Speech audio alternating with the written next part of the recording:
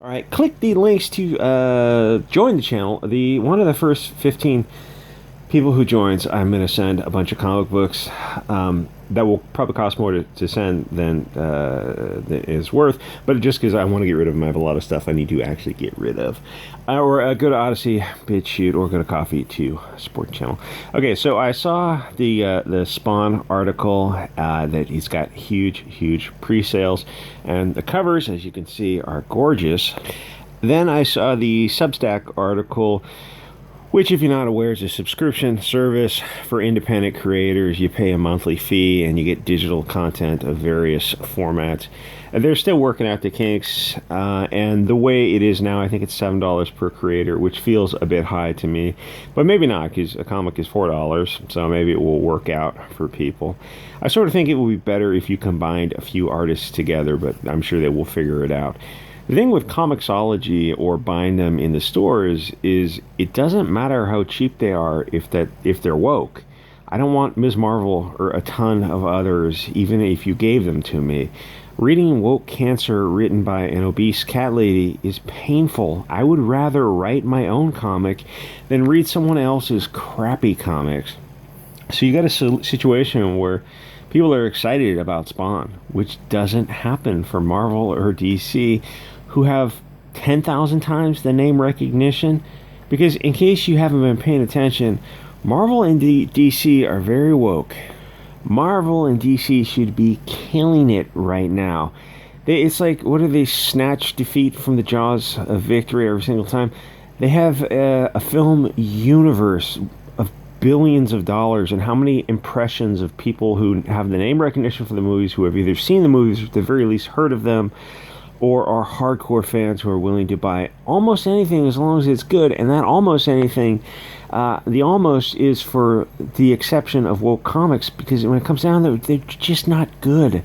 They're actively annoying. All they had to do was make the comics like the movies. They just couldn't do it. They just couldn't bring themselves to not suck balls. They can't get donkey balls out of their mouth. There's like, if there's a path to not sucking donkey balls, it's like, oh, can we please get some more donkey balls on the menu? And I don't mean they're eating them. I mean they're still attached to the animal. Quick, we need another breastless woman of color. Why? The ones you have actually aren't selling at all. Bigot. Let's double down. More breastless women of color. I don't think that's a huge selling point. Call me crazy. You're going to have to give these chicks boobies. No, that's the male gaze, the patriarchy. So the very people who used to buy comics, you're alienating those exact people. That's a weird flex. That's a weird business model, to push people away who used to buy your product, in the hopes that you'll get a new product base that so far over the past 5 years hasn't materialized. I'm sure the future Ms. Marvel and Captain Marvel films are going to be huge hits. They better go straight to streaming or be on a very tight budget. Spending $150 million on a movie these days is not going to fly. Hollywood needs to rediscover the $30 million movie, which, we couldn't possibly make a movie for $30 million. Yes, you can if you have to, which is a challenge admittedly, for the superhero genre, which is what we're here for. But it'll also force better and more creative writing. You have to rely on the story more than the CGI, which is another challenge because people have become used to the short attention span theater, myself included. Plus, the West's average IQ is dropping every day. So selling story to dumb people is going to take some effort. But people will adjust. The three best films I saw for the money were Clerks, Special Dad, and Stan Helsing, which were made for, like, I don't know, under $50,000, 600,000, and $6 million for Stan Helsing. But they all had zero CGI. And now that I think about it, they weren't cerebral films. I mean, let's be honest, if they were smart films, I wouldn't be watching them. I just want some clever comedy and 20-year-old girls running around in bikinis. Suicide Squad underperformed. I thought it was lackluster, but I also, because at first I saw it and thought, I think people will like this. I think the soy people will like this. And then I went back to go rewatch it, and I just couldn't. No, it's just not interesting. Oh, and it didn't have Harley in booty shorts. So what's the point of it? Well, we're trying to tell a different type of story and male gaze and all. But yeah, but I want to see Harley in booty shorts. So I mean, if you're gonna say you're not gonna give people what they want, I mean, there's a huge audience that wants to see Harley in booty shorts. And what is a half tank top shirt? They want to see TNA, and you're not giving it to them. Oh well. Yeah, you avoided the male gaze really well, didn't you? It's like a realization for a film company to realize that Harley showing off her TNA is probably worth $100 million, because the movie was otherwise obviously much better than the first movie. If you just included Harley from the first movie in those silly costumes, in the second movie, instead of $33 million, it would have made, I don't know, whatever it made the second, by the time it's dropped down to the second weekend. Not enough. When I think about Suicide Squad, is when you probably think about it, if you're male, your brain associates her TNA with the movie. That's the movie. If you remove that, then what do you have? A movie with a bunch of purse puppies and blonde man bad. Especially when you consider John Cena just on his knees blowing China as hard as he possibly can. Oh, and as for this, what a joy these people are. What a joy to work around. I'm sure it's not a hostile work environment if you're right of center, male, or Christian. I'm sure it's just fine. Dear Cheryl, everyone is marginalized. That's the whole planet. Who isn't marginalized? There's you're talking about the 1%? Or the 99%. We're all in some way marginalized and oppressed people. I myself am a woman of color. I don't want to see anything where a purse puppy beats a... Here's the thing a lot of people need to just start doing. Tell people what you want. If you want to see TNA in movies, just be upfront, look them straight in the eyes, and forget about political correctness, and just say, oh yeah, I want to see Margot Robbie in short shorts and a tank top or whatever. I want to see a lot of TNA in films. I think you can include that in a lot of movies. Just kind of work that in there for the audience that wants that. Immediately they will ad hominem you and try to attack you. Just stick to your guns. Say, yeah, that's what I want to see. I don't want to see a purse puppy. How dare you? What do you mean a purse puppy? I don't want to see a purse puppy beat a blonde dude. I'm done with the anti-white hatred. And just tell people honestly what you want. And you go, listen, you can ad hominem me all you want and straw man and deflect and all this kind of stuff. But I represent millions of people and you represent millions of people. Tell people openly what you want and what you don't want and stop trying to be polite. Tits and ass. I want more tits and ass in everything. Anyway, if films go on smaller budgets, you're going to get, I assume, more competition from smaller companies and more movies overall because there's so many more outlets to go on. And I hope to see a lot of movies under $1 million. There's movies that can be done for $1 million. Comedies, mostly comedies, where you rely on the writing and the actors to carry the story. Special Dead, you can shoot. I think you can. No, I don't think it was. The other one's actually on YouTube, but if you go online, you can find Special Dead. It's or I can upload it somewhere for you. I can probably upload it to BitChute if you really want to watch it. It's funny, and you go. This was made for $600,000. This is genius. Which brings us back to the concept of the mainstream becoming so toxic that creators are looking for ways to bypass the mainstream Marxist filter, and these people, these gatekeepers, the Bergs and the Catelyn, the other girl, what's the girl, Cheryl, are terrified that they're losing power to gatekeep people. Right now, comics and films are not organic. Anything that has to fit a format of FaceTime for women isn't how a story evolves. It's propaganda. I mean, the Bechdel test for vaginal inclusiveness or some stupid stuff. I think Spawn and Substack are indicative of how the Marxist takeover of the mainstream is going to cause people to look for avenues to express their creativity without a political commissar. That's what these people are. They're political commissars who are watching their every move. The post-Wu Flu movie environment has not done too well. Wonder Woman 1984, Black Widow, and now The Suicide Squad, they all felt flat, pun intended, regarding the tits and ass.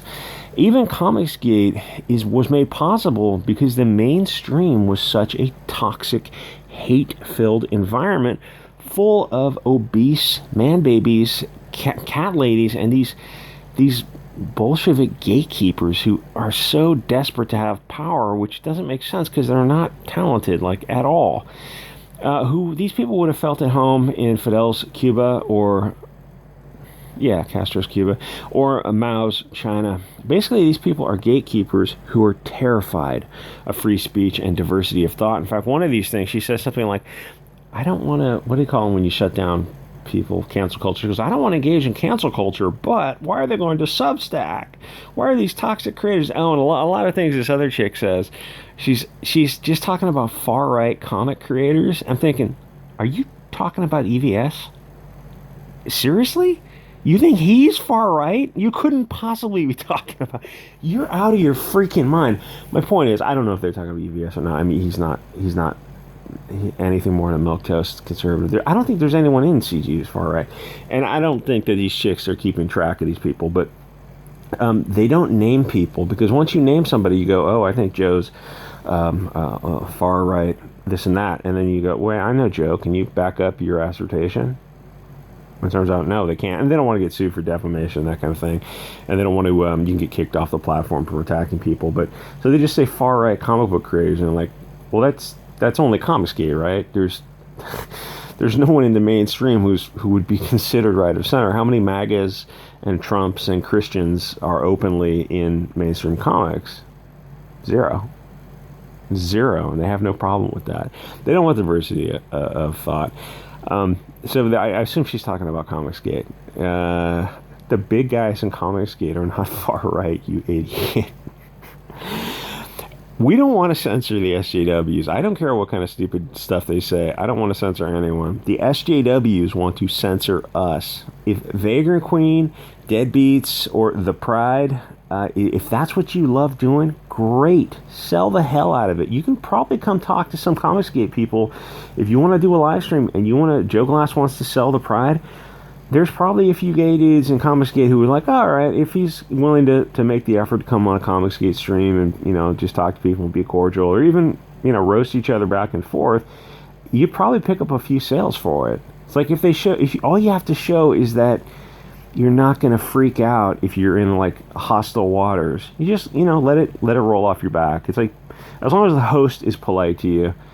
You know what I'm saying? It's like, we're willing to extend an olive branch, or at least share a platform. Say, hey, okay, you want to do a live stream? Fine, come on. We'll talk for an hour about your stupid little comic book, and I guarantee you'll get a few sales out of it, because there are a few gay people in COMICSGATE who will support whatever you're trying to do. My point is, find your audience. We're not trying to interfere with that. We're not calling up comic book shops to threaten them to stop selling them, like Mark Waid did for Richard Meyer, some 12-year veteran of the Marines and the Army.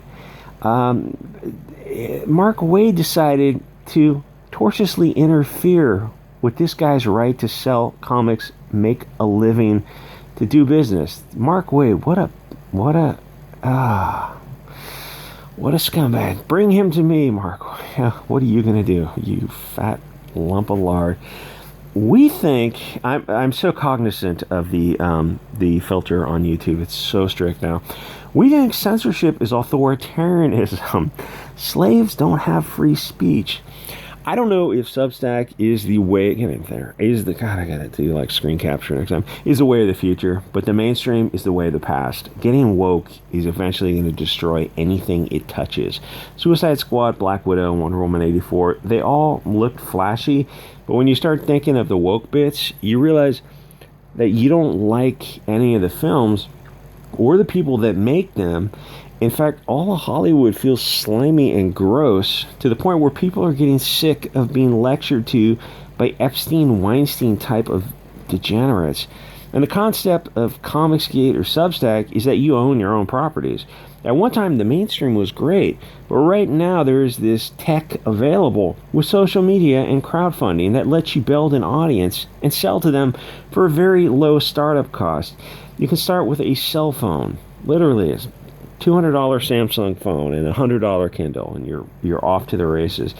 Because you're not Hollywood, you're something different. And no, we're not as polished, but we're also not as censored, which is beautiful. Though YouTube is cracking down more and more every day. Substack and COMICSGATE are meritocracy based. Mostly meritocracy based. Maybe for COMICSGATE, the first comic is not meritocracy based. It's bought on, I don't know what it is. I guess technically it would be like social pressure. It's bought in the anticipation and hopes and to support a movement. The second comic is meritocracy based. But so far with the COMICSGATE comics, I have got most of those first wave books. They were surprisingly good. Anyway, it's weird that like you got these people who are just have these little YouTube channels like Clint Stoker with Downcast. It's like just some dude with a small channel. It's like, oh, I want to make comics, and you know, there's no way I get in the mainstream. It's like he puts out Sweetcast, or I think, so shockingly good. It's like shockingly good. For $15, he's like just getting that comic out the door in the thinnest of margins. That's a whole business model. It's a brilliant maneuver. It's like, oh, you're not welcome in the industry, so you've got to go create your own industry. That's what's partially is what pissing these people off. And the thing is, like, they're burning bridges that they don't have to burn, which is insane. You're burning bridges to CG, which, like, they're never going to come talk to anyone over here because they're just vindictive, evil, hateful people. Most of them. The thing is, not all of them are insane. I get the feeling, I've talked to a few of them behind the scenes, and they're not all insane, but I think what they are is afraid. So even someone like Joe Glass, who maybe could possibly talk to people, he's terrified of it. And I don't know. I was just using him as an example. It's not necessarily him. It could be anyone. Anyway, mainstream comics hires virtue signaling charity cases for, name recognition, not name recognition, but for diversity points. I saw Zach's video at the end of writing this, and he mentioned these two people, Catelyn Rosenberg and Cheryl Lynn, who were kvetching about Substack, because the guys who are going over there want to sell on merit and make money because they can. And these two ladies want comics to be socialized and unionized because they know that they're not there on talent. They can go indie if they want, but if they have to survive on the merit of their art and story, they just won't. They know it. They absolutely know it, and it humiliates them. The thing with merit-based social media, like stuff like YouTube, is like you get out of it what you put into it. You have to put into it effort. And a lot of these people, like, if you got hired because you're BLT, that's all you have to put into it. And for a lot of these people, you read their stuff, and I was like, I know there is a writer in here with these people. I know they can write, but they choose not to because they don't have to, because they're not, the coyote is running for its dinner, but the rabbit is running for its life. So the rabbit is going to escape more times than not. She's got this chick. Berg has got 3,000 followers, which on Twitter is very small. Every time I get on there, I get kicked off after a few months, but I build up a few thousand in a few months because I'm funny. I'm funnier in writing than I am, I guess, speaking. And the Cheryl chick has 7,000 followers. Those are really, really small accounts because all they do is whine about how comics doesn't pay. Mags Visaggio, who, like I said, who can write but chooses not to, has 40,000 followers and had to crowdfund $5,000, which she got for rent. Hey, I admire the hustle. No shade here at all. The simple solution is sell more books. Stop attacking people who are going indie and just sell more comics in the mainstream, or go indie yourself and sell what people want. That's as simple as it is. It's just give people what they want. Oh, we can't do that. We want to give people what we want to write. Well, okay, if you want to write for yourself, go for it. If you want to write for other people, that's one thing. If you want to write for other people and have them pay you for it, that's a huge second step. Getting that, it's getting over that hump of getting money for something is a huge step. And these people, they're only hired because of their oppression Olympics points. Anyway, where's I going with this? If Mag, my point was, if Mag's has got 40,000 followers on Twitter and has to crowdfund for rent, then that sector of the industry that they're in, the woke stuff, is garbage. They don't want to sell. They want to sell propaganda, but they also want to get paid well for it. It's like, well, that's not how Marvel and DC or Image are working. You have to produce the numbers. They're also crying about how the men in the industry need to step aside and make way for them. Do they even hear themselves when they speak such insanity? The men they're not selling by magic. Even if you hate Mark Waid, you got to admit that he put some numbers down. At least he used to. I think he lost his mind with the Richard Meyer thing. I saw an interview with him. He is broken. He's a weird guy. He looks small and shrunken. Like, that dude needs to, I don't know. So if these women could sell more than the men, Marvel would hire them. It's like the old adage, the joke about, oh, women are paid 75% on the dollar than men. Well, no, it's not. If you looked at the facts, you'd see, like, oh, you're talking about the totality of the workforce across different sectors, not within sectors. And think about it logically. If I have to hire a man, and for every dollar I pay him, I could hire a woman and pay her 75%, why would I hire a man, you idiots? Wow, this video went a long time. Like, comment, subscribe, guys. Support the channel by joining. And like I said, one of the first 15 will get a stack of Preacher comic books. Because I've got books on top of books on top of books on top of books. I have a lot of stuff that I don't even want to sell. I just want to get rid of. All right, guys, I will see you on the next episode.